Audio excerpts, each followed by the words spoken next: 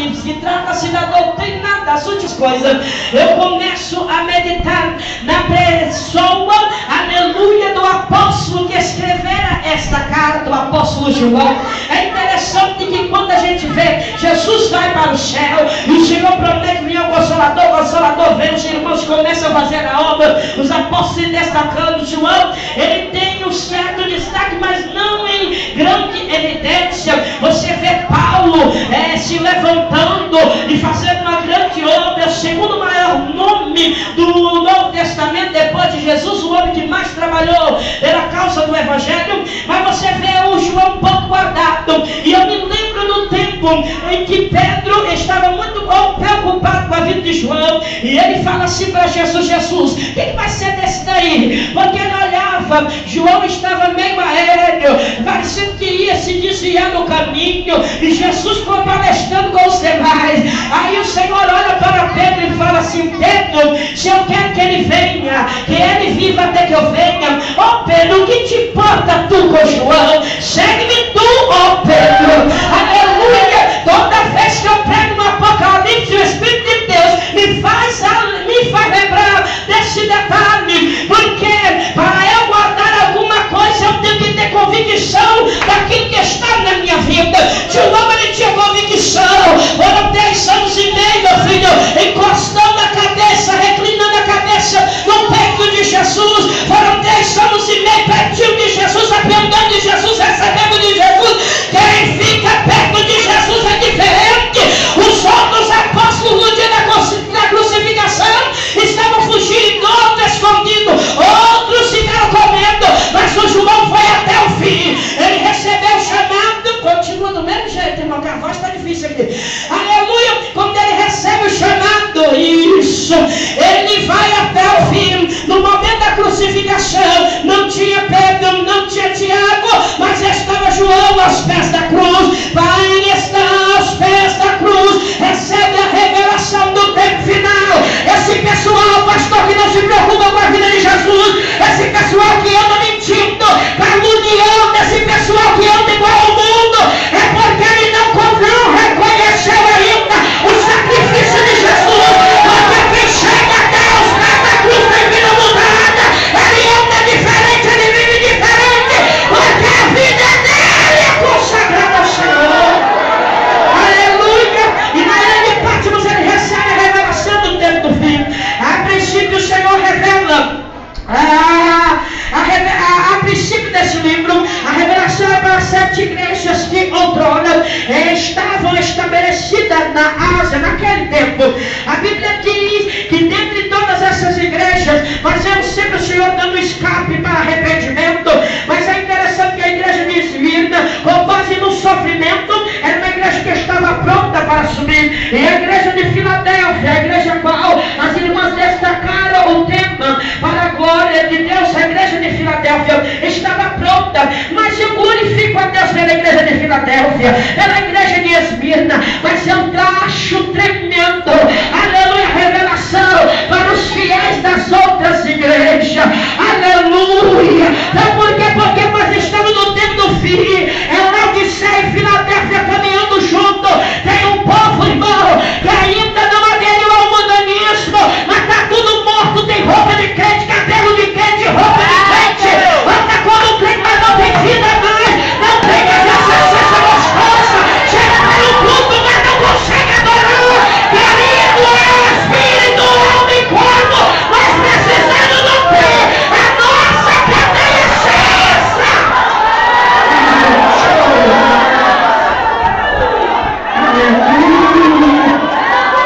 A carta das 7 igrejas, a igreja ouviu alguns trechos desta carta aqui na apresentação que os irmãos fizeram. Aleluia, mas eu quero destacar alguns mistérios que o Espírito Santo nos fala a meditar acerca dos vencedores do Apocalipse. O tema de destaque, o versículo 11 do capítulo 3, que as irmãs destacaram, fala assim: guarda o que tens para que ninguém tome a tua.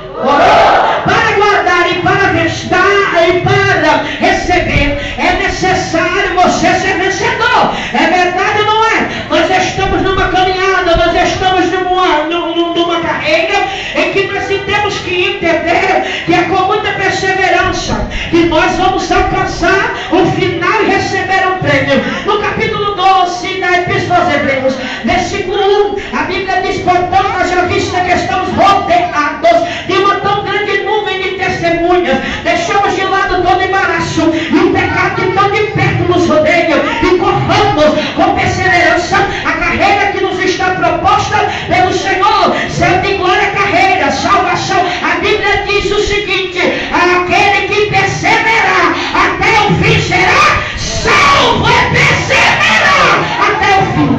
A palavra é perseverar. Aleluia. Sabe o que significa? Permanecer firme, debaixo de pressão, sem se corromper. Aí o crente vai diante do Senhor para orar. Aleluia. Ela quer que Jesus dá livramento ao filho, porque o filho está vendendo droga. E Jesus quer trabalhar na vida do filho. De repente lá na cadeia, moer para levantar e continuar a clamar, porque Deus chamou ele para ser pregador. E aquela irmã está insistindo com Deus. O filho não aceita Jesus. O filho não muda, ela está: Jesus sai, Jesus sai. De repente Jesus resolve fazer. Aí essa crente vem dar o culto de ação de graça e fala: glória a Deus que Jesus está trabalhando lá na olaria. Aleluia. De repente ela diz assim: Jesus não é fiel, ele me deixou frustrada. Eu orei, nada aconteceu, irmão. Por mais que dou algumas petições que são feitas por nós, tem que ser feita segundo a vontade de Deus, meu querido. Jesus sabe como fazer, ele sabe como trabalhar. Permanecer firme debaixo de pressão, sem se corromper. É você diante da enfermidade saber que Jesus cura e saber que Jesus pode, e de repente Deus não fazer aquilo que a gente quer. A irmã Edna, eu vi ela aqui. Levanta a mão aí. Jesus faz ou não faz quando ele quer? Aleluia. Testemunha do fato que eu passei, mas estamos aqui porque Jesus é bom. Amém, meu querido? Aleluia. Permanecer firme, meus irmãos. Perseverar. Aleluia. É você acreditar. Todo mundo vai mudar, mas você continua acreditando que Jesus é o mesmo. Aleluia. De repente você vai no médico e o endocrinologista diz assim: você tem que se alimentar de 3 em 3 horas, não pode jejuar. Mas você leu na Bíblia e tem experiência com Deus que o jejum traz quebrantamento, e quando eu estou quebrantado eu tenho comunhão com o Espírito de Deus. Aleluia. Pode ficar 2 dias sem comer para operar, porque está com medo de morrer por causa da enfermidade, mas não pode consagrar até 3 horas da tarde, 6 horas da tarde, para queimar carne, para queimar o pecado. Igreja, desperta! Jesus está voltando. A Bíblia diz: o Senhor Jesus diz: possível multiplicar a iniquidade no amor de muitos, ou quase todos esfriaria. É profético. Eu não quero estar no meio dos que esfriaram, porque a palavra vai cumprir. Vai ou não vai? A Bíblia diz que são 5 prudentes e 5 necios. Querendo ou não, tem um povo aí que anda como crente, até nem mudou o cabelo, nem mudou a roupa, mas é um povo derrotado. E a grande número de testemunhas está olhando para ele e está falando: daquela irmã lá é crente, anda como crente, mas por que a cara dela é de derrota? Aleluia. A grande número de testemunha aí, querido. Aí o outro cospe fogo e diz e tá, mas anda igual o mundo, anda relaxado. Aí o povo está falando: ela até canta bem, mas olha como ela é aparentada com o mundo. Ela até tem um negócio diferente, mas olha como não dá para distinguir quem é e quem não é. É espírito, alma e corpo, igreja. É perseverar em tudo. Um cara de combatente. Cara de crente, de mulher que me ensinou que é aceitar Jesus de verdade. Agora pode ficar como derrotado, irmão. Aleluia. Só porque chegou 70, só porque chegou, aleluia, a fase agora dos netos. Você tem que abrir mão, irmãzinha, de carreira profissional, de estudo para tomar conta dos teus filhos, porque tua nora não pode fazer isso também, porque tua filha não pode fazer, porque tem que dar uma satisfação à vaidade. Ela tem que trabalhar para gastar 300 reais de cabelo. Aí a irmã vai enterrando o talento, aí a irmã vai morrendo, cheia de doença, cheia de remédio. Irmãs idôneas, despertai! Olha o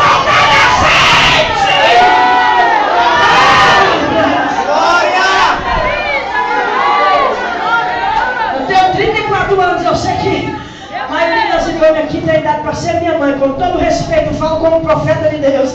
Não percais aquilo que o Senhor vos entregou por causa de capricho de filho, de neto, de nora.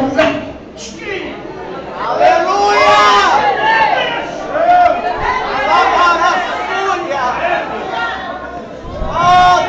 As meninas novinhas aí, inventou casar porque quis, agora se vira.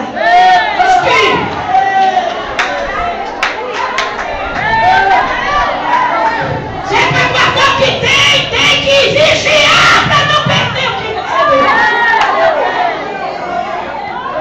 Eu cheguei para o pastor e falei assim, pastor, eu pensei lá em casa, grávida.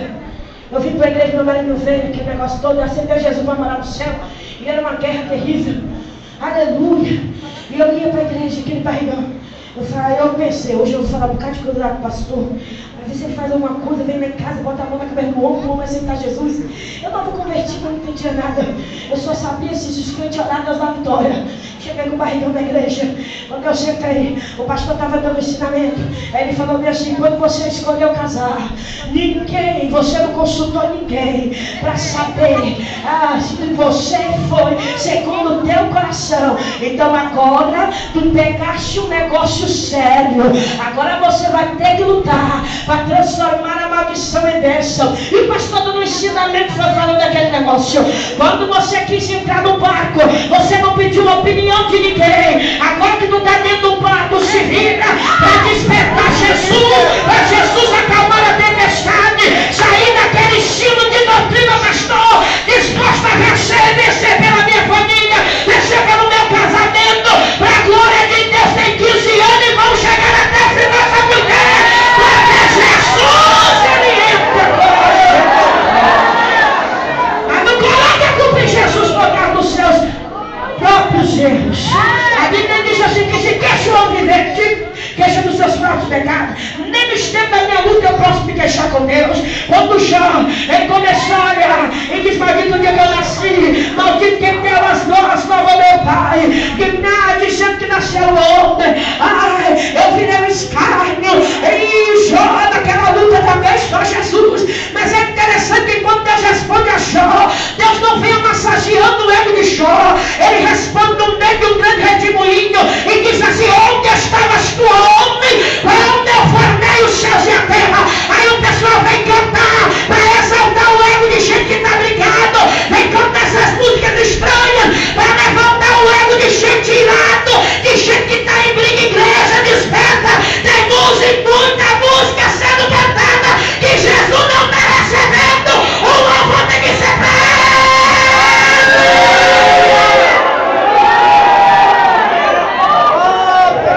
Essas músicas onde o ser humano está em destaque, eu desconfio, não tenho certeza, Jesus não recebe. Porque adoração para ele. Eu vou falar para as irmãs, gente. Você está pensando que carta de regência é só para você aparecer no dia da festa? Eu não estou envergonhando ninguém aqui, mas a revelação está cortando para esse lado. Vai orar e jejuar, minha irmã, para receber os símbolos revelados no céu. Para quando cantar, Jesus operar. Eu vi o conjunto cantando aqui. Aleluia. E quando esse conjunto cantando e falando a fonte verdadeiramente jorrou aqui, e é Jesus, e quando a fonte jorra é milagre.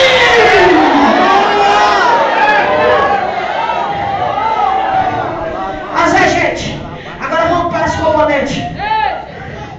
Se Deus revelou a gente o hino 2 da harpa, cala a boca, ora, jejua e canta, e Deus vai operar.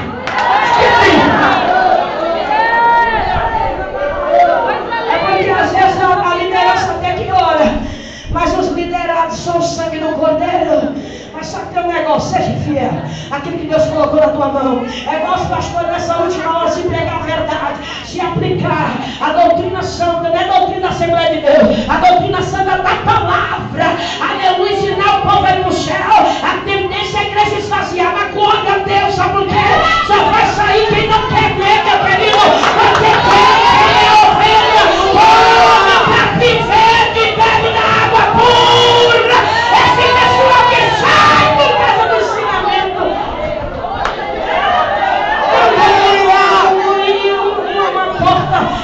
espaçosa aí, Jesus já falou disso também. Então é para perseverar e entrar pela porta estreita.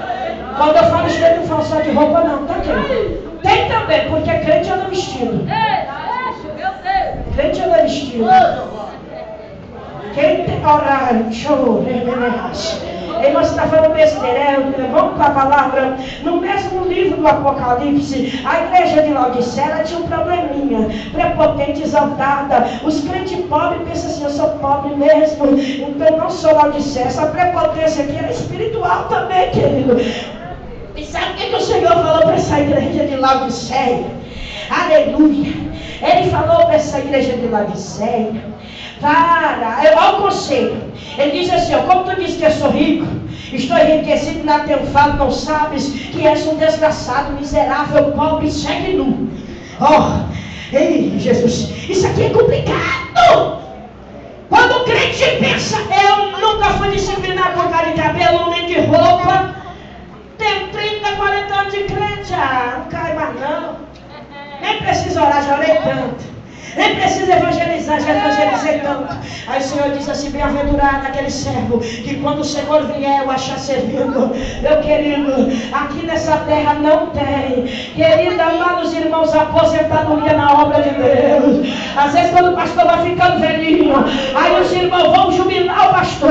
O irmão pode até jubilar, pode até tirar da frente da igreja como pastor, mas nunca esse pastor vai deixar de ser pastor e se preocupar com as ovelhas e trabalhar e ser útil aonde ele for, nem velhinho, nem não conseguindo ler direito, ele vai ter aquele compromisso de zelar pela igreja na madrugada, porque não há aposentadoria espiritual aqui.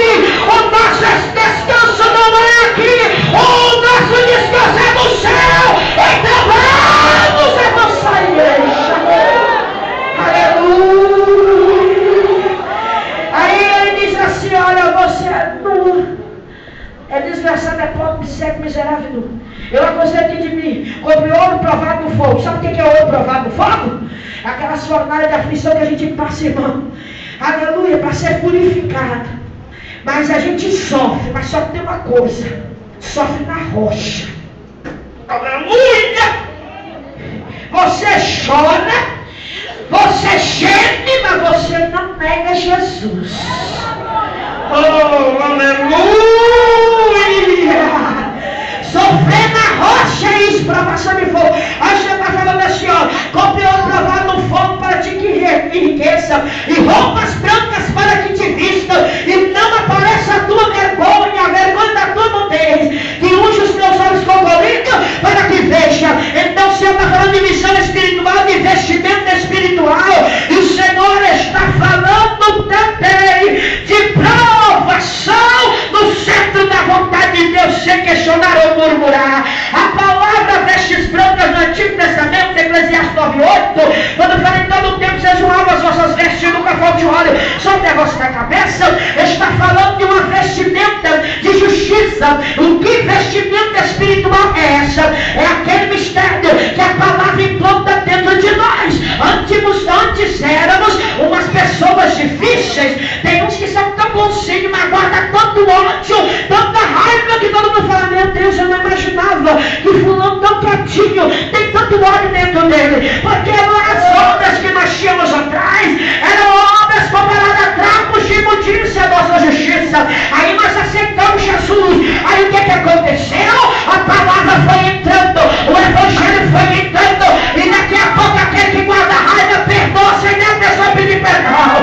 Daqui a pouco aquele que era brigão, Deus sente que a autoridade, ele tem a autoridade do céu agora para pregar em nome do Senhor e as almas se converterem.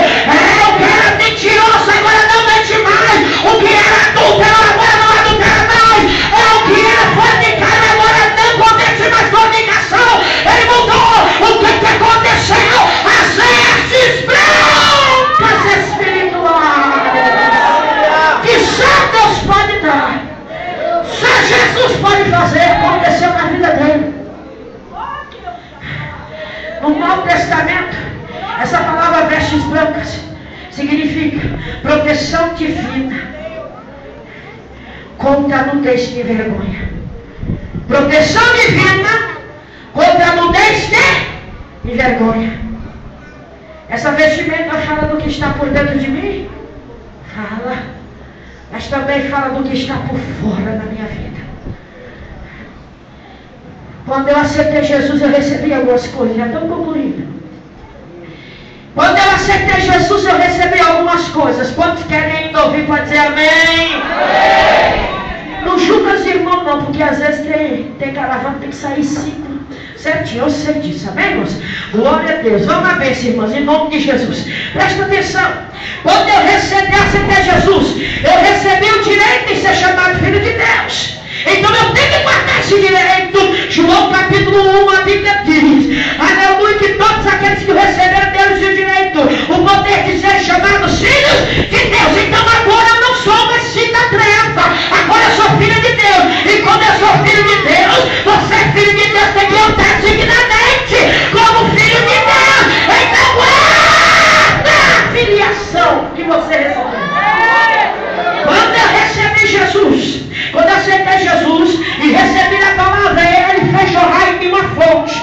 Ele fez brotar em mim uma fonte a jorrar para a vida eterna. Lembra da samaritana que bebeu da água que o Senhor deu e jorrou dela uma fonte para a vida eterna? Ou seja, a palavra estava dentro dela. Quando ela chega em Samaria, ela vai pegando para os samaritanos. A palavra estava dentro dela. Não tem tipo de crente. Ele está dentro do ônibus, ele não aguenta. Aquele negócio vai mexendo dentro dele. Daqui a pouco ele pega no ônibus.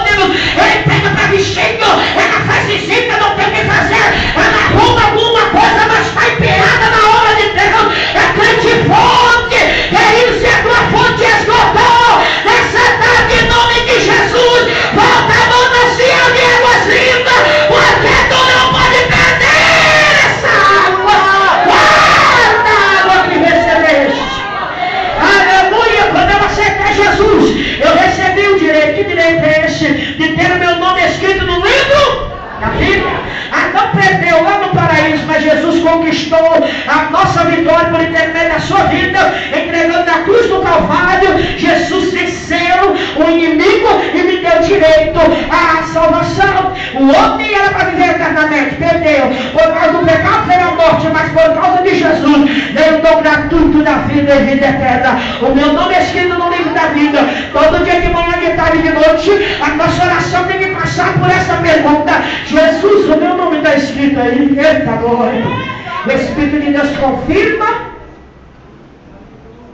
ou não confirma na hora. Tem aquelas orações que não sobe, aquele negócio estranho, forçado. É hora de perguntar: está escrito aí ainda, Jesus? Se não está, tem misericórdia de mim, me mostra o meu pecado, para eu confessar e me arrepender e voltar a ter a salvação. Para concretizar, para finalizar. Oh Jesus, quando eu aceitei Jesus, eu recebi o Espírito Santo como penhor, como selo. E como eu recebi o Espírito Santo como penhor e selo, não estou falando em batismo com o Espírito Santo e por falar em línguas estranhas, amém, irmão? Eu estou falando do Espírito Santo na sua totalidade na vida do crente. Por quê? Porque para chegar em Pentecostes, eles guardaram a promessa no coração, guardaram a palavra e ficaram orando. Quem consegue fazer alguém orar se não for o Espírito Santo? Então, quando o Espírito Santo me convence do poder da palavra, do pecado, da justiça e do juízo, aí eu estou o quê? Completa pelo Espírito de Deus. Sabe o que é que vai te fazer desviar do pecado? Está repleto do Espírito Santo de Deus. Você está andando na rua, está falando língua estranha, não querendo, mas você está cheio do Espírito de Deus. É comunhão. Esse céu é o nosso carimbo, esse céu é o nosso passaporte. Guarda a presença do Espírito de Deus para não ser envergonhado naquele dia. Fiquei de pé em nome do Senhor para a gente concluir. Os irmãos sempre lá, um pouquinho mais. Aleluia, tem alguém que vai cantar o hino? Canta o hino aí, filha, pode? Aleluia, prepara o hino aí, em nome do Senhor Jesus. Eu recebi o Espírito do Senhor com selo. Isso fala de comunhão. 2 Tessalonicenses capítulo 5. Diz a palavra do Senhor. Capítulo 5, versículo 20, 23 e diante. Aleluia. Não extingais o Espírito Santo, o Rei. Por quê? Porque a gente prega muito aqui, ó, a gente fala muito nesse detalhe final. É primeiro Tessalonicenses capítulo 5. A gente prega muito na santificação da alma, que é meu sentimento, meu pensamento, meu intelecto, minha razão. Ei, irmãos, sabe como que você santifica a alma? As irmãs cantaram assim, ó: vigia o que tu olha, o que tu pensas, o que tu vês. Sabe como que eu santifico a minha alma? Se eu não sou ligado à novela, eu estou santificando minha alma. Se eu não tenho curiosidade de saber da vida dos outros, eu estou santificando a minha alma. Porque a pior coisa é você saber pecar dos outros. Você perde a paz, perde o equilíbrio, contamina a alma. É verdade? Não me conte problema de ninguém. Aleluia. Se for pra gente orar, tudo bem. Mas quando tá vendo fofoca, eu sinto muito minha mente, meu filho, tem que estar liberada para receber a palavra de Deus e ser útil na terra. Sabe como que a gente santifica a alma? Sentimento.